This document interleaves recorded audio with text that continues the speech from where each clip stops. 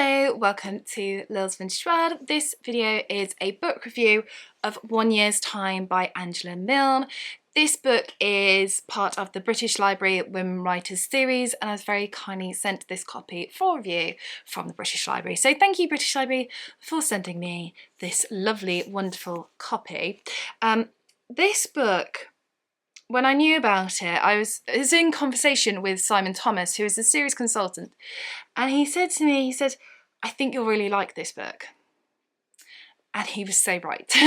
This is such a me book. So this book was published in 1942, but actually is set before the Second World War. So 1942, of course, is smack bang in the middle of the Second World War, 1939 to 1945.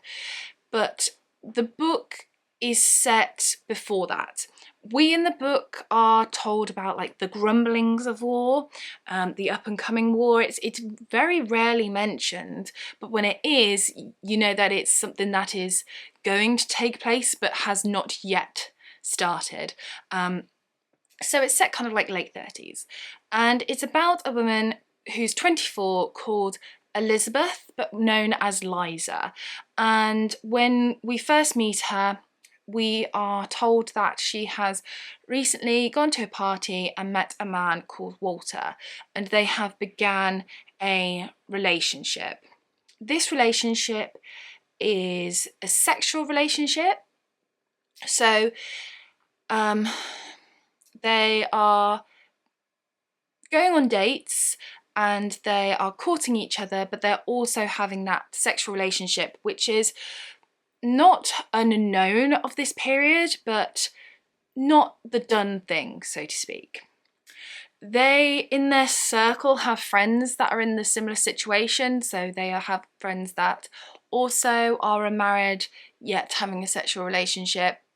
And it is about their relationship over the course of the year, hence the title 1 Year's Time, and how in this relationship people want different things, essentially. So Walter, who I have to be honest, didn't really like, is really having his cake and eating it, because Liza is giving Walter not just obviously bedding him, but she also cooks a lot of his meals.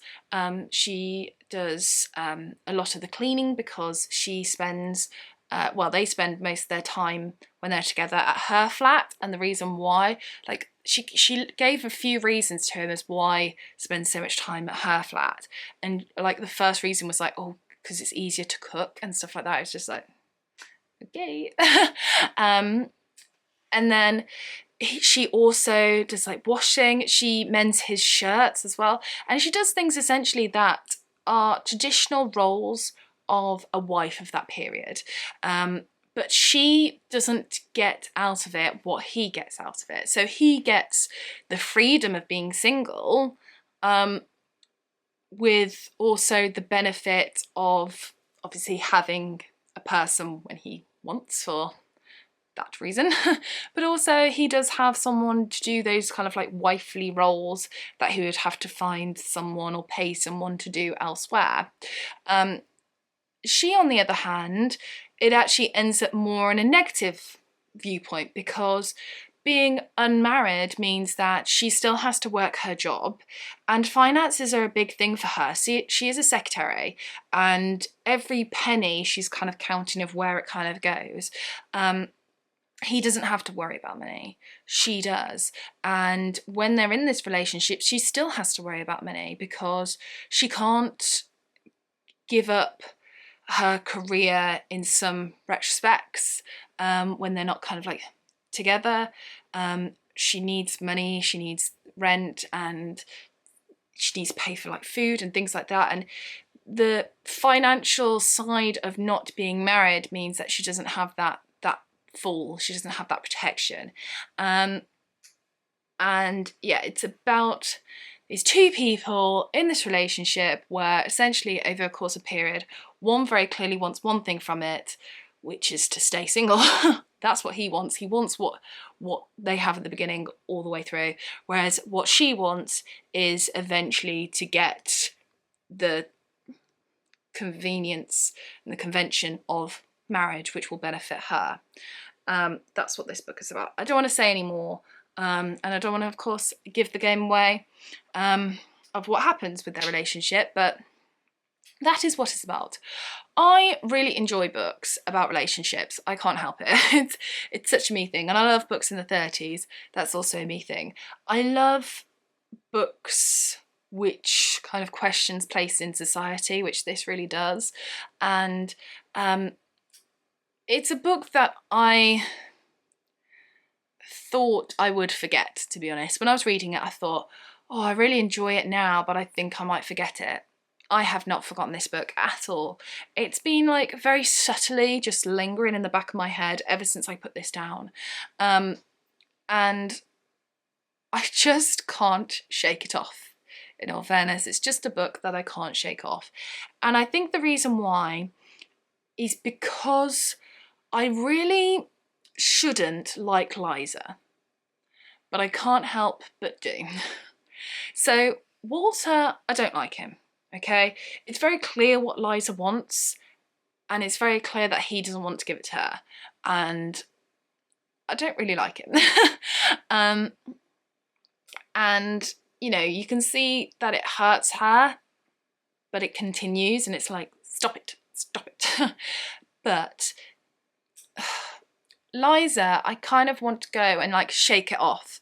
I'm like, no, stop, Liza, stop, just get rid. But she continues to stay with him. But also, I think the reason why I connect so much with this book and the reason why I connect so much with Liza is because I can kind of see myself in Liza a little bit.